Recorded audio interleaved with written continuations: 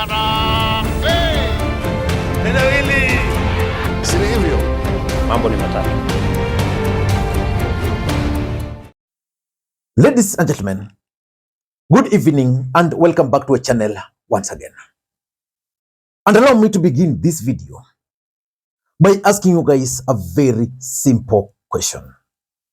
And I require your honest answer to that question. And my question to you is simple. Is there anything you know of that can stop William Samoei Arap Ruto, the President of the Republic of Kenya, from running for the presidency of the Republic of Kenya in 2027 using the Orange Democratic Party's ticket? Let me visualize it. Is there anything that can stop Ruto from becoming the ODM presidential candidate in 2027? Let me read your answer to that question. Because during Raila Odinga's burial, I paid very close attention to the speech of the president. And this is what the president said. Listen in keenly once again. The largest political party, ODM. I want to tell you, we will respect ODM. We will support you to hold ODM together. ODM must be strong as we go to 2027, because that is the way we are going to have a strong government. Political parties are the foundations of any meaningful democracy. And therefore, the future of ODM, the strength of ODM, the well-being of ODM matters a great deal to me, because that is how we are going to have a strong nation, by having strong, vibrant, national political parties.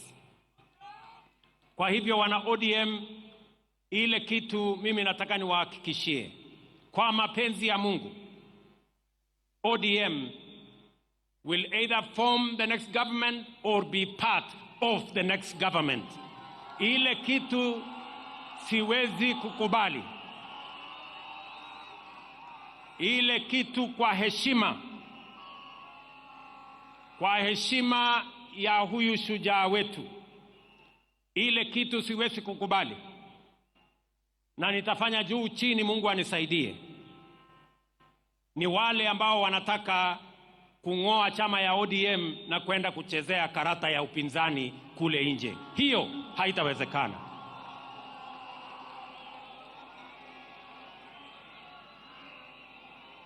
And from that statement by the president, do you think President Ruto will just let ODM party run their affairs without him controlling it from the background?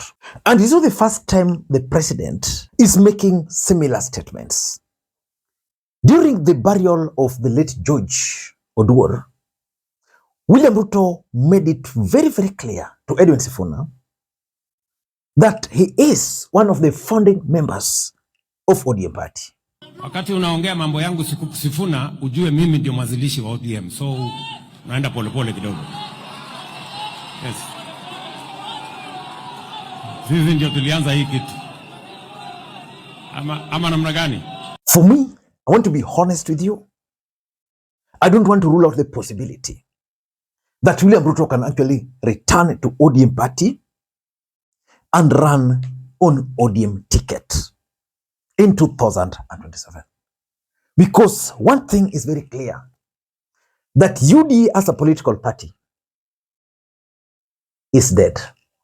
Again, if you have to look at the history of the Republic of Kenya since multipartyism, no president has ever been elected and sought for re-election on the party which elected them. Kibaki was elected in 2002 under NAC. He defended his seat under PNU. Uhuru Kenyatta was elected under TNA or Jubilee Coalition He defended the seat under Jubilee Party. William Ruto was elected under UDA Party. I doubt if the current UDA Party has the capacity to make William Ruto the next president of the Republic of Kenya. Because William Ruto has even attempted to merge UDA Party and ANC Party. But the truth is, today in the Republic of Kenya, UDA is no longer the UDA Party we know. Two things are likely to happen. Number one, William Ruto is likely to run under ODM Party ticket. If that will not happen, ODM Party and UDA Party will form a coalition. And that coalition is what William Ruto will use to defend his seat in 2027. In this video, I want to reveal to you guys why William Ruto is keen on controlling the ODM Party after Raila Odinga's death. Before we do that, for those who are watching this channel for the first time, please take a second or two, click that subscribe button so that next time we produce a video like this, YouTube will automatically notify you. And to the subscribers, I want to continue thanking you guys for your continued support. Because without that support, this channel cannot be where it is. Ladies and gentlemen, without any further ado, my first point straight. Number one, Ruto is keen on ODM Party because of its grassroots networks. ODM Party is one of the strongest political party in the Republic of Kenya, not because of any other thing. Because ODM Party is the longest political party, and during the period, ODM Party has created an elaborate networks. If you have to look at the ODM structures, this is how ODM is structured. At any polling station, ODM Party has officials, 20 youths, 20 women, and mainstream. Mainstream are normally 18 because one youth and one woman joins them. From there, it moves to the ward level, then it moves to the constituency level, it moves to county level, and then it moves to national level. It's elaborate structure. In fact, it is said that the ODM delegates alone are over 1.5 million from a start. So which means if Ruto were to manage to just win the support of those ODM delegates alone, he's going to have not less than, let's say, 1.1 million or 1.2 million. So he's keen because of the ODM grassroots networks. These grassroots networks will actually come in handy for him in 2027. That's number one. Number two, Raila Odinga, and most Kenyans were surprised and witnessed it for the first time, over the period, crafted loyal support base. I've always explained to you guys on this platform that Raila Odinga is the only politician in the Republic of Kenya who has both followers and supporters. Supporters are people who will come and they support Raila Odinga because probably they don't want Ruto, or probably they don't want Uhuru, or Rigathi for that matter. But followers of Raila Odinga are people he can tell, today I'm leaving ODM Party, I'm joining another political party, they go with him. He will explain to them why so and so is bad, and they'll just buy it. Those are followers. And because of the loyal support base, Ruto is interested. He wants to inherit them. Because the advantage of having loyal support base is that they are easy to maintain.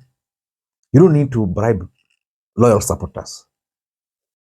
For example, personally, I've spent a lot of my resources just following Raila Odinga.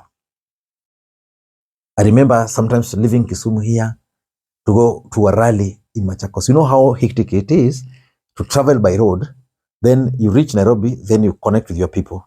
You hike a lift in their cars, you go to Machakos. After that, because then I was still working with the CDC, then you come back because on Monday is a working day. So a lot of people used to sacrifice for Raila Odinga. It was because of their love, so the loyalty. Ruto is interested in that loyal support base. You see, Ruto formed his party, UDA party. That party lacks structures because it has not even conducted elections since it was formed. Ruto has people who voted for him, but they were never loyal. Some of them supported him because they wanted to punish Uhuru Kenyatta. And that's why it's easy for them to leave. But for Raila Odinga, if you find someone who loves him, they love him.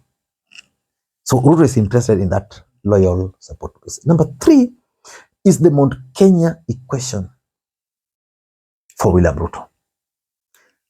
William Ruto won the presidency, in quote, in the last election because the mountain voted for him. In fact, the mountain gave Ruto, of his total votes, were they 37%. That's huge, which means if the mountain never voted for Ruto, he will not be the president of the Republic of Kenya as we speak.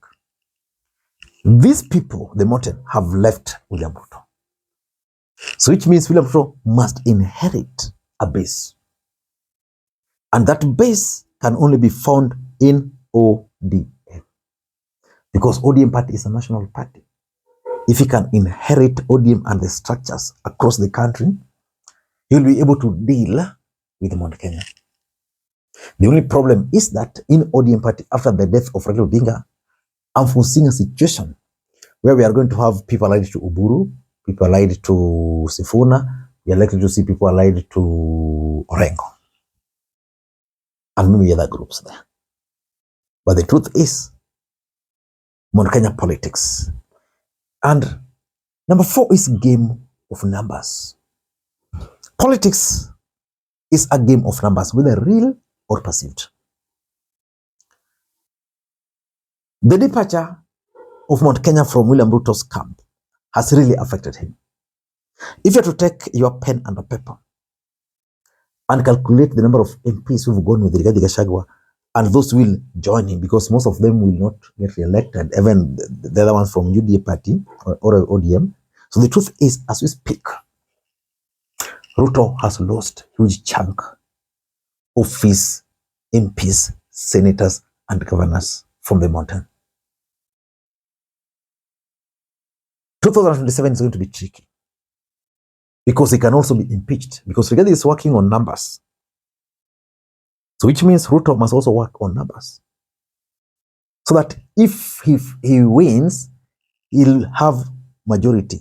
Because if you won't have majority, chances of someone just coming up with a motion of impeachment and going through will be very high. So he wants ODM to work with ODM very closely. For example, in Nairobi, you know, if UDA were to sponsor a candidate, ODM sponsor a candidate, complicated equation there. But if they were to agree that in these particular constituencies, you are sponsoring this guys, it will be possible. It's about a game of numbers. Because those game of numbers will help them with the political party's funding. For William Ruto, game of numbers will shield him from the possibility of being impeached. If he wants to change the constitution of the Republic of Kenya, he can do it through parliament.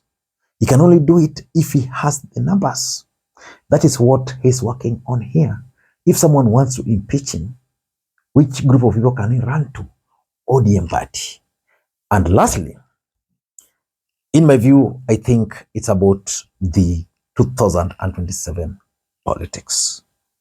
The campaigns have already begun. And Ruto is already campaigning. Whether Kenyans will give him another chance or another opportunity, I can't tell. It's upon you, the voter. Until next time, This is Lee Makwiny. Bye-bye.